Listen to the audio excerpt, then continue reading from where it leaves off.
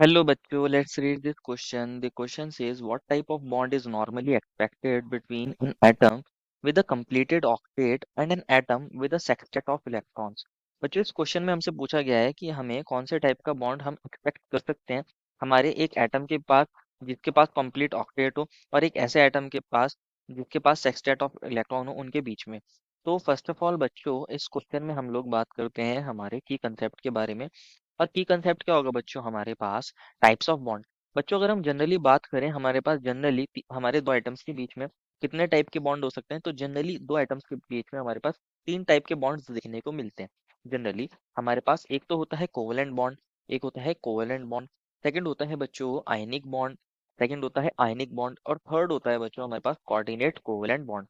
First is covalent bond, second is ionic bond and third is coordinate covalent bond. अलग अलग तरीके के bonds होते हैं, लेकिन अगर हम दो आइटम्स की बात कर रहे हैं तो जनरली उनमें ये तीन टाइप के बॉन्ड्स देखने को हमें मिलते हैं, covalent bond, ionic bond and coordinate covalent bond. बच्चों जो हमारे पास कोवेलेंट बॉन्ड होता है ये शेयरिंग ऑफ इलेक्ट्रॉन से बनता है। कैसे बनता है? बाय शेयरिंग ऑफ इलेक्ट्रॉन से बनता है। मान लीजिए हमारे दो आइटम्स हैं तो दोनों आइटम अपने अपने इलेक्ट्रॉन को क्या कर रहे होंगे, एक दूसरे के साथ शेयर कर रहे होंगे। तो वहाँ हमें कौन से टाइप का बॉन्ड देखने को मिलता है? Covalent bond. Sharing of electrons by both items, दोनों आइटम्स अपने अपने इलेक्ट्रॉन्स को क्या कर रहे होंगे, शेयर कर रहे होंगे एक दूसरे के साथ। तो वहाँ कोवेलेंट बॉन्ड बनता है। और जो हमारे पास आयनिक बॉन्ड होता है बच्चों, ये हमारे पास कंप्लीट ट्रांसफर ऑफ इलेक्ट्रॉन से बनता है। अगर हम आयनिक बॉन्ड की बात करें तो ये कंप्लीट ट्रांसफर ऑफ इलेक्ट्रॉन से बनता है। मान लीजिए एक एटम ने अपना इलेक्ट्रॉन को कंप्लीटली ट्रांसफर कर दिया है दूसरे एटम के पास। एक के ऊपर पॉजिटिव चार्ज आ जाएगा, दूसरे के ऊपर नेगेटिव चार्ज आ जाएगा, तो उनके बीच में हमारे पास आयनिक बॉन्ड देखने को मिलता है by complete transfer of electrons. And जो थर्ड होता है कोऑर्डिनेट कोवेलेंट बॉन्ड, इसके अंदर बच्चों हमारा एक ही एटम अपने इलेक्ट्रॉन्स को क्या करता है, दूसरे के साथ शेयर करता है। मतलब हमारे दोनों एटम्स एक दूसरे के साथ अपने इलेक्ट्रॉन शेयर नहीं करते, एक ही एटम अपने इलेक्ट्रॉन्स को क्या करता है, शेयर करता है इलेक्ट्रॉन पेयर को दूसरे एटम के साथ। तो ये बनता है by sharing of electrons by one atom, एक एटम अपने दूसरे दोनों इलेक्ट्रॉन्स को शेयर कर रहा है दूसरे एटम के साथ। तो वहाँ हमें कोऑर्डिनेट कोवेलेंट बॉन्ड देखने को मिलता है। अगर हम बात करें तीनों की, मान लीजिए मेरे पास एक एटम ए है और एक एटम बी है। और मान लीजिए ए के पास ये हमारे पास 1 2 3 4 5 6 इलेक्ट्रॉन है और ये सेवन्थ इलेक्ट्रॉन है। सिमिलरली मान लीजिए बी के पास भी 1 2 3 4 5 6 और ये सेवन्थ इलेक्ट्रॉन है। अब दोनों के पास सेवन सेवन इलेक्ट्रॉन है, तो दोनों चाहेंगे अपना ऑक्टेट कंप्लीट कर ले। तो क्या होता है, ये दोनों एक दूसरे के साथ बॉन्ड बना लेते हैं। ये वाला इलेक्ट्रॉन और ये वाले इलेक्ट्रॉन के बीच में बॉन्ड बन जाता है। अगर अब आप ए के इलेक्ट्रॉन काउंट करोगे तो ए के पास 8 इलेक्ट्रॉन हो गए, 1 to 7 थे, और एट थी वाला electron by sharing of electron. और हमारे पास अगर आप बी के भी काउंट करोगे तो बी ने भी अपना पास 7 इलेक्ट्रॉन थे और एक इलेक्ट्रॉन उसने शेयर कर रखा है ए के साथ, तो उसके पास भी 8 इलेक्ट्रॉन, दोनों का ऑक्टेट कंप्लीट हो जाएगा। तो इस टाइप के बॉन्ड्स को ही बोलते हैं हम कोवेलेंट बॉन्ड। इस टाइप के बॉन्ड्स को कोवेलेंट बॉन्ड बोलते हैं, जहाँ पे हमारे पास शेयरिंग ऑफ इलेक्ट्रॉन से बॉन्ड बनते हैं, दोनों एटम एक दूसरे के साथ शेयर कर रहे हैं अपने इलेक्ट्रॉन।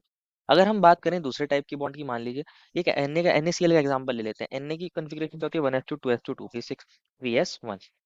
अगर Na अपने एक इलेक्ट्रॉन को लूज कर देगा तो वो कन्वर्ट हो जाएगा Na प्लस के अंदर, और अपना एक इलेक्ट्रॉन उसने लूज कर दिया प्लस इलेक्ट्रॉन।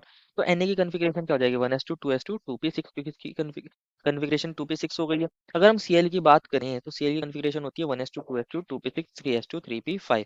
अगर Cl एक इलेक्ट्रॉन को गेन कर लेगा तो इनर्ट गैस कॉन्फ़िगरेशन को अचीव कर लेगा, जैसे Na ने कर ली थी। अगर हम Cl नेगेटिव बन जाए तो Cl ने क्या करता है, ये इस इलेक्ट्रॉन को Na वाले इलेक्ट्रॉन को गेन कर लेता है और Cl नेगेटिव के अंदर कन्वर्ट हो जाता है। तो ये बन जाता है 1s2 2s2 2p6 3s2 3p6। अब इसका भी ऑक्टेट कंप्लीट हो गया, Na प्लस का भी कंप्लीट हो गया। तो Na प्लस और Cl नेगेटिव के बीच में हमारे पास दोनों आयंस बन गया और इनके बीच में strong electrostatic forces of attraction लगती है। इसी को हम बोलते हैं आयनिक बॉन्ड। क्या बोलते हैं इसी को बच्चों हम? आयनिक बॉन्ड बोलते हैं। ये हमारे पास आयनिक बॉन्ड है, यहाँ कंप्लीट ट्रांसफर हुआ है इलेक्ट्रॉन। Na ने अपना इलेक्ट्रॉन कंप्लीटली ट्रांसफर कर दिया है Cl के पास। Na ने अपना एक इलेक्ट्रॉन कंप्लीटली ट्रांसफर कर दिया Cl के पास। थर्ड पॉसिबिलिटी क्या होती है बच्चों हमारे पास, मान लीजिए एक एटम ए है और एक बी है। मान लीजिए ए के पास 8 इलेक्ट्रॉन्स है, ए के पास 8 इलेक्ट्रॉन्स है, और बी के पास मान लीजिए 6 इलेक्ट्रॉन है। तो अगर आप देखोगे ए का तो ऑक्टेट कंप्लीट है, लेकिन बच्चों बी के पास तो नहीं है। तो ए क्या करता है, अपने दोनों इलेक्ट्रॉन्स को शेयर करता है बी के साथ। अगर अपने ए दोनों अपने इलेक्ट्रॉन्स को शेयर कर देगा बी के साथ, तो ए के पास तो अभी भी ऑक्टेट कंप्लीट रहेगा, इसके पास अभी भी 8 इलेक्ट्रॉन्स है, अभी भी इसके पास 8 इलेक्ट्रॉन्स है। लेकिन क्योंकि अब बी के साथ ए ने अपने इलेक्ट्रॉन शेयर कर दिए हैं, तो पहले बी के पास 6 इलेक्ट्रॉन्स थे और 2 इलेक्ट्रॉन ए ने शेयर करें, तो अब बी के पास भी 8 इलेक्ट्रॉन हो जाएंगे। इसी को बोलते हैं हम कोऑर्डिनेट कोवेलेंट बॉन्ड। और क्वेश्चन ने हमसे यही कहा था कि एक एटम के पास मान लीजिए 8 इलेक्ट्रॉन है और दूसरे के पास सेक्सटेट ऑफ इलेक्ट्रॉन है, दैट इज 6 इलेक्ट्रॉन है, तो वहां पे हमें कौन सा बॉन्ड देखने को मिलता है, वहां हमें कोऑर्डिनेट कोवेलेंट बॉन्ड देखने को मिलता है। और इसको हम एरो से दिखाते हैं कि ए ने अपने दोनों इलेक्ट्रॉन बी की तरफ शेयर करें, बी की तरफ शेयर करें, तो इसको ही बोलते हैं हम कोऑर्डिनेट कोवेलेंट बॉन्ड। नए कन्वेंशन के अकॉर्डिंग बच्चों हम इसको इस तरह भी दिखाते हैं कि ए ने अपने ऊपर प्लस चार्ज आ गया होगा और बी के ऊपर माइनस चार्ज आ गया होगा। ये नई अकॉर्डिंग टू न्यू कन्वेंशन हम कोऑर्डिनेट कोवेलेंट बॉन्ड को ऐसे भी दिखाते हैं। ये हमारा कोऑर्डिनेट कोवेलेंट बॉन्ड होता है जहाँ एक ही एटम अपने दोनों इलेक्ट्रॉन्स को शेयर करता है दूसरे एटम के साथ। This is the example of coordinate covalent bond. तो बच्चों अभी हमने तीनों हमारे समझ लिए हैं एग्जांपल्स। तो हमारा फाइनल आंसर क्या हो जाएगा कि अगर एक एटम के पास क्या हो बच्चों, हमारे पास कंप्लीट ऑक्टेट हो और दूसरे के पास सेक्सटेट ऑफ इलेक्ट्रॉन हो, 6 इलेक्ट्रॉन हो, जैसे कि हमने थर्ड केस में देखा था, तो वहाँ हमें कोऑर्डिनेट कोवेलेंट बॉन्ड देखने को मिलता है। तो हमारा फाइनल आंसर क्या हो जाएगा? Therefore final answer is coordinate covalent bond is expected between an atom with a completed octet and an atom with a sextet of electrons. I hope you understood it well and best of luck.